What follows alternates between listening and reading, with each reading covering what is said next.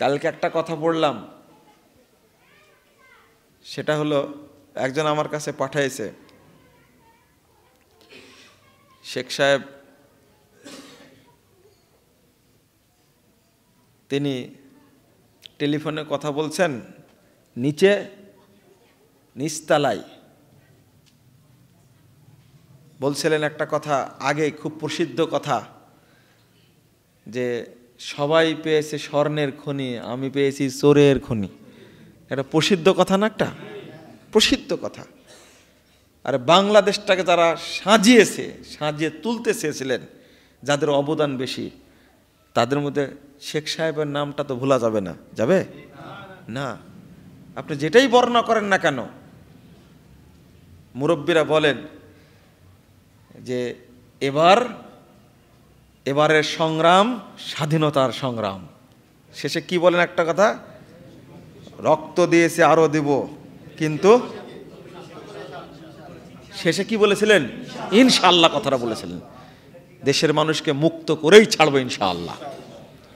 আসলে ইনশাআল্লাহর বরকত আছে। তো তারই একটা কথা, যে সবাই পেয়েছে কি স্বর্ণের খনি, আর আমি পেয়েছি চোরের খনি। 7 কোটি মানুষের 8 কোটি কম্বল, আমারটা কই? হ্যাঁ, 1 কোটি বেশি হওয়ার পরেও একটা জুটেনি। কালকে নতুন একটা জিনিস আমার কাছে দিছে, যে গ্রাম থেকে নিয়ে গেছে সবজি বাসায় দেওয়ার জন্য।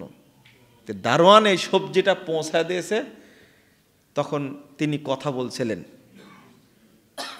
তখন 20টা টাকা দিয়েছে। নিচে গিয়ে সবজিওয়ালাকে 10 টাকা দিয়েছে। কয় টাকা? 10 টাকা। এখন সবজি তো নিজের মানে জমির সবজি, উপরে উঠে গিয়ে বলছে যে আমি তো টাকা নেব না, আমি শ্রদ্ধা করে ভক্তি করে আমার জমির ক্ষেতের সবজি নিয়ে এসে দিয়েছি, টাকা ফেরত দিচ্ছে। শেখ সাহেব টাকায় দেখছেন যে টাকা 10 টাকা কেন, আমি দিলাম কয় টাকা? 20 টাকা। তো বলছে যে 10 টাকা দিচ্ছ কেন? আমাকে তো 10 টাকাই দিল। তো ওনার তো বোঝা হয়ে গেছে সেই সময়ের কথা কি আজকের কথা। চিন্তা করেন, দেশটাকে বলে স্বাধীন হয়েছে, ওই সময় তার বাড়ির দারোয়ান কি আদর্শ তার কাছ থেকে শিখেছে। তিনি আক্ষেপ করে বলছেন যে এই মাত্র 2-1 মিনিটের মধ্যে একতলা থেকে নামতে যদি 10 টাকা 20 টাকা যদি 10 টাকা হয়ে যায়, তাহলে এই দেশের কাছ থেকে কি আশা করা যায়? চিন্তা করেছেন? ভাবতে পেরেছেন? এই তোমার দেহে আছে পবিত্র রক্ত, তুমি আল্লাহর বান্দা, এই সমস্ত দুর্নীতিবাদ চোর চুট্টার সাথে চলে তোমার কোনো লাভ হবে? রক্তের সাথে বেঈমানি করবে না, খবরদার। এই যে 14 ফেব্রুয়ারি গেল, মাঝখানে প্রধানমন্ত্রী ধরেছিলেন দুর্নীতিবাজদেরকে, কেন যে বন্ধ করে দিলেন আমি কিন্তু বুঝলাম না। চাচ্ছিলাম যে চলুক কিছুদিন, এই টাকা দুর্নীতিবাজগুলোকে ধরে এরা যাচ্ছে তারা শাস্তি দিতে হবে, যে বাংলাদেশ ইতিহাসে দুর্নীতি যেন না করে। আমি তো বলেছি আমার দুর্নীতির উপর অনেক বক্তব্য আছে, আমি এটাকে সহ্য করতে পারি না। এরা দেশের সন্তানই না, এরা সব কুসন্তান, যারা বাংলাদেশের অর্থ চুরি করে হজ করতে যায়, অর্থ চুরি করে লন্ডনে বাড়ি করে, এদেশের সন্তানই না, এরা অবৈধ সন্তান সব, এরা চোর চুট্টা সব। বাংলাদেশটা সাজাবেন কি করে আপনি? এই যে কয়জনকে ধরেছে, কত বড় বড় দুর্নীতিবাজ এরা, কল্পনাই করা যায় না, ভাবাই যায় না। সেই সময় তো দেখে গেছেন 20 টাকা 10 টাকা হয়েছে মাত্র 2 মিনিটের মধ্যে উপর থেকে। আর আমার দেশে বাজেট হলে, বাজেট হয় কোথায়? হ্যাঁ, সংসদে। ওখান থেকে বের হতে হতে হতে হতে একবারে গ্রাম পর্যন্ত আসতে কত ধারা পার হতে হয়। তরুণ ছেলেরা, তোমরা আজকে শিক্ষা অর্জন করো। বলতে গিয়ে যেটা বলছিলাম, গত 14 ফেব্রুয়ারি গেছে এক শ্রেণীর এই দেশের শত্রু, তারা এই দেশের স্বাধীনতার শত্রু, তারা চায় না এই দেশটা মুসলিম চেতনার উপরে স্বাধীনতা টিকে থাক। ওরা চায় এই দেশটাকে আমেরিকা ব্রিটেনের মতো একটা ধর্ষণের রাজ্য বানাবে তারা। এই কুলাঙ্গারগুলো এই দেশে 14 ফেব্রুয়ারি তথাকথিত বেহায়া লুচ্চা দিবসের আবির্ভাব ঘটাচ্ছে এরা, এরাই তৈরি করেছে এরা।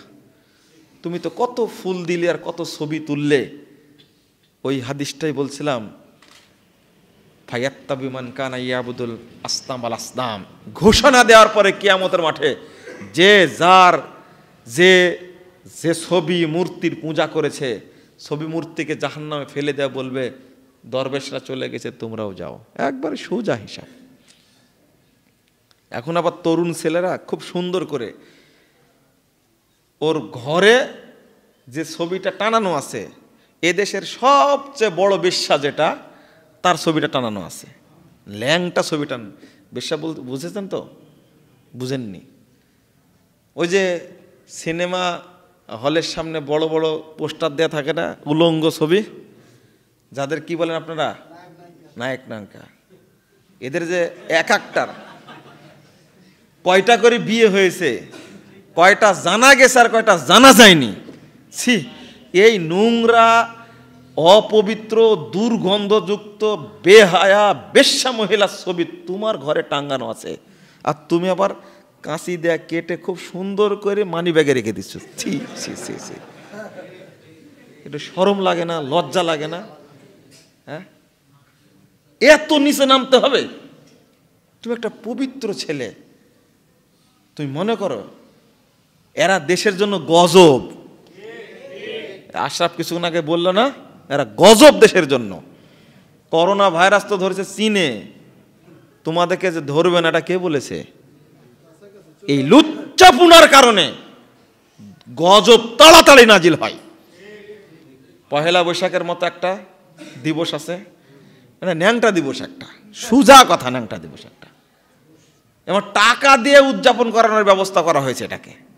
যারা মুমিন মানুষ তারা খেয়াল রাখবেন, আপনার মা, আপনার বোন, আপনার মেয়ে, আপনার স্ত্রী এই সমস্ত নোংরা অনুষ্ঠানে যেন অংশগ্রহণ না করে। যদি ঈমান বাঁচাতে চান, ঈমান যদি বাঁচাতে চান, এডস হচ্ছে কেন, মহামারী হচ্ছে কেন, ক্যান্সার হচ্ছে কেন? ক্যান্সার হয় যত ধনী মানুষ সবার ফুসফুসে ক্যান্সার হয়ে গেছে। বাস্তবিক এ হারাম খাওয়ার কারণে। শরীয়তের বিধান মানে না তারা। আমি ওইদিকে যাচ্ছি না, আমি মাঝখানে বলতে গেলাম কথাটা, যে অবস্থা এত জটিল পর্যায়ে গেছে, তরুণ তরুণীর অবস্থা।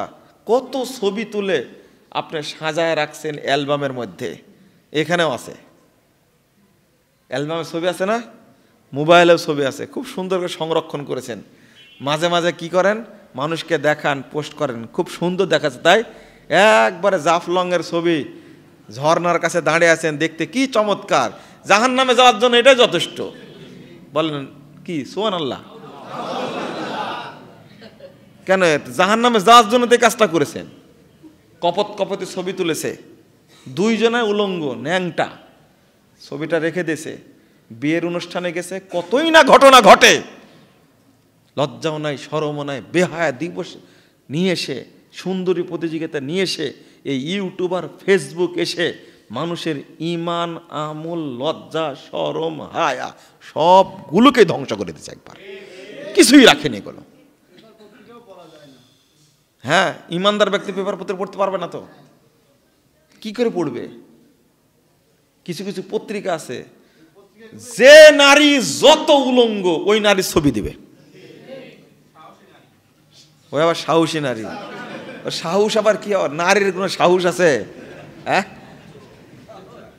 পরের অংশটা যেটা আমার বলার উদ্দেশ্য, ওয়ায়াত্তাবিউমান কানা ইয়াবুদু তাগীত তাগীত, যারা তাগুতের পূজা করবে, সে ধর্মীয় তাগুত হোক আর রাজনৈতিক তাগুত হোক, জাহান্নামে কিন্তু আগে এদেরকেই ফেলে দিবে। উযাক্কিরু নাফসি, আমি আমার অন্তরকে ওসিয়ত করছি, নসিহত করছি, উপদেশ দিচ্ছি, আমরা যেন ভুলেও কোনো এমন কথা না বলি যে কথার কোনো দলিল নাই, না হলে আমি তাগুত হয়ে যাব, মাবুদ হয়ে যাব। আর এই তাগুতদেরকেই আল্লাহ জাহান্নামে ফেলে দিবেন। এরপরে মুরিদদেরকে বলবেন তোমরাও যাও। চলে গেছে, দরবেশরা তো আগেই চলে গেছে, তুমি দাঁড়া থেকে কি করবে? সহিহ মুসলিমের হাদিস, আপনি বিনা দলিলে আমল করবেন, যাবেন কোথায়? দাপট দেখাবেন কার কাছে? আলেমরা ভয় করে না।